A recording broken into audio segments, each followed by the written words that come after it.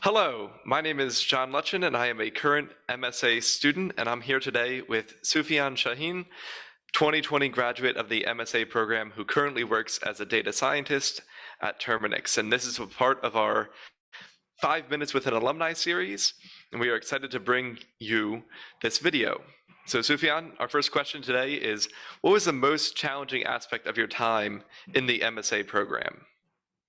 The most challenging was being able to get enough food at networking events. No, that wasn't a problem at all. I feel really bad for last year because unfortunately they did not get to enjoy such catering. But no, I think actually like when I was in the program, the hardest part was networking. I'm pretty comfortable talking with people. I taught for 10 years, and so obviously I'm comfortable being in large crowds. But then again, usually I'm like the only adult in that crowd. So it was a bit of a challenge to go into a networking event, realizing that I was no longer the only adult in the room.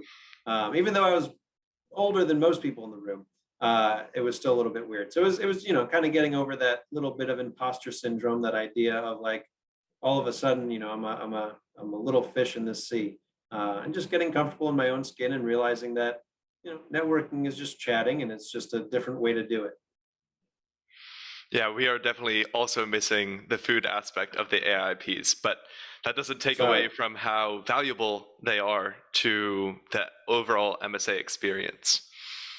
Second question is, what was the most fun you had during your time at the MSA?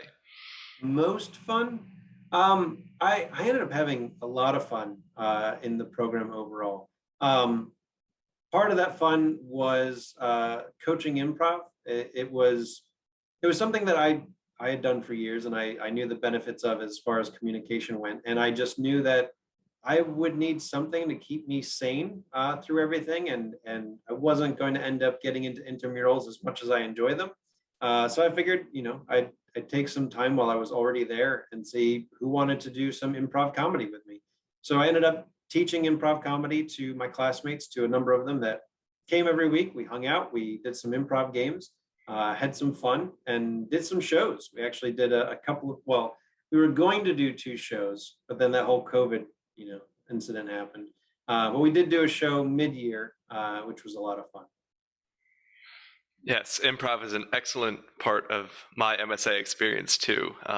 It's a great way to spend Tuesday evening taking a serious program and turning it into kind of a goofy time to hang out with each other. How do you stay connected to the Institute's current students and your friends that you graduated with? Man, so a number of ways. One of the first ways is actually before they're necessarily students. One of the things that the Institute does that I really appreciate is bring alumni into admission interviews.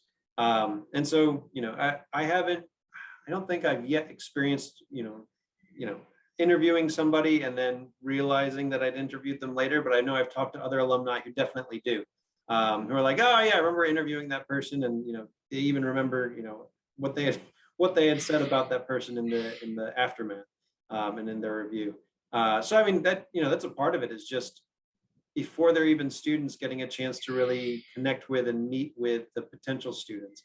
Otherwise, I coach improv at the institute, and I, as much as I can, I stay engaged with the alumni association.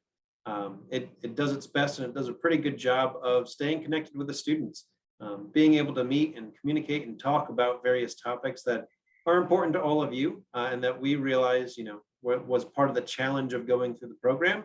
And it's nice to talk to somebody who's already done it, and be able to get that knowledge that yes, you can do it too. You'll be just fine. You just gotta keep plugging along. Yeah, the alumni base has been very helpful as a part of the current student experience. There's a limited number of people who really know what this experience is like, and so having the resources of 1,000 people before you is really great. We also have some lightning round questions, so quick answers. Yeah. Some faculty and staff have things they're known for saying in class or in office hours. Do you have a favorite? I have many favorites. I think the one that I've actually carried into my own profession is the big question mark.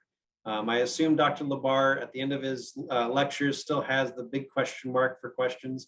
And I like it because it's nice and it's simple. So I mean, at the end of a presentation, I've got my next step slides, and I go to the big question mark, and it's just a nice cleansing visual for them to, the audience, the stakeholders to be able to see as we talk through. And then, if they want to go back, we'll go back to earlier in the presentation and hop around. But it's nice, right? It doesn't distract, and it makes it clear what the topic is about, whatever questions you might have.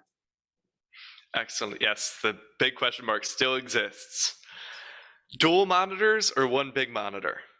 Dual monitors, and I like it for presenting. So I guess I've never had one big monitor. I don't know what presenting looks like on that, but it's nice and easy. I click, hey, which monitor do I want to present from? It's usually the one over there, because that way I can, it's the bigger monitor of the two. And there we go. I'm good to roll, and I can kind of keep an eye on people on this monitor where I'm actually looking at them, and then glance at that monitor for the presentation. Excellent. Standing or seated desk? Currently seated. I'd love standing. I will eventually have a standing desk. My wife and I had ordered one from a Kickstarter that's still kickstarting, I guess. So at some point, I will also have a sitting standing desk. Currently, I'm just sitting, but I got a nice comfy gaming chair. It was probably my first and best investment thus far as a professional, was just getting a super comfortable chair to be able to sit in. Yeah, essential for the home office. Yes. All right, now on to some technical questions. Do you prefer Python or R? I prefer programming. I always find that to be a very interesting question of like, hey, do you prefer this or that? But like, do you prefer a hammer or a screwdriver? I don't know. It depends on what you're trying to do, right? Like if you're trying to hammer in a nail, you could use a screwdriver, like hitting with the butt of it. That's a little more difficult. So I mean, I like both, and I like them for their strengths. And same thing with SAS. I like SAS. I like SAS for its strengths, not for everything. If I needed to do a time series, I almost always want to do that in SAS, especially in SAS Viya. It's got a lot of strengths that the open source software doesn't have. But if I actually want to play with the data and be able to run models quickly and smoothly, I'm probably going to R and Python for various uses. We love a good "it depends" answer. Use the right tool for the right job. That's right. Speaking of time series models, do you have a favorite variety? Variety. I mean, the ARIMA's, a nice middle ground, right? Like it's more powerful than some, not as powerful as others. And so it's like, I don't know, I like it for a nice quick basis for being able to run and say, hey, what does this look like? Making some small adjustments on it as we go through to be able to see how can we make it stronger. They're all good. Again, it depends, right? It depends on what you're trying to do, but usually my basis is an ARIMA. Excellent. And then explanatory or predictive models? Oh man, I hate to say it, but it depends. Well, I like both. And I don't think it's about the type of model to me. I think I like the project, and the project leads to, the appropriate type of model. So I don't think it really matters to me what type of modeling I'm doing. As long as I get to do some modeling, I'm happy. Excellent. Well, thank you, Sufyan, for spending 5 minutes with me talking about the MSA experience. My pleasure.